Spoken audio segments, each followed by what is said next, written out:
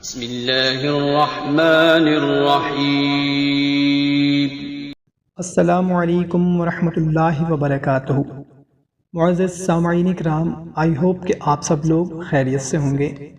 محترم سامعین کرام، بہت سے بھائی بہنوں نے کومنٹ کیا ہے کہ کوئی ایسا مختصر سا عمل بتا دیں جس سے ہماری تمام پریشانیاں دور ہو جائیں، ہمارے ناممکن مسائل حل ہو جائیں، ہماری جائز حاجات پوری ہو جائیں۔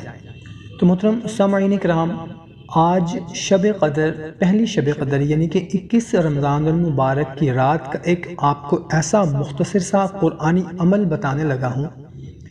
انشاءاللہ عز و جل اس عمل کے کرنے کے بعد آپ کے تمام ناممکن کام ممکن ہو جائیں گے، کوئی بھی پریشانی یا مسئلہ ہوگا انشاءاللہ عز و جل وہ حل ہو جائے گا۔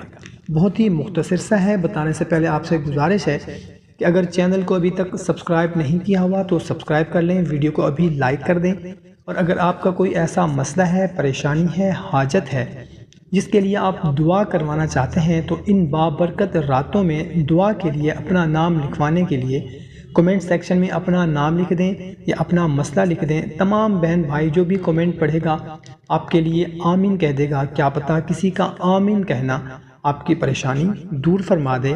عمل بہت ہی مختصر سا ہے، کرنا کچھ اس طرح سے ہے۔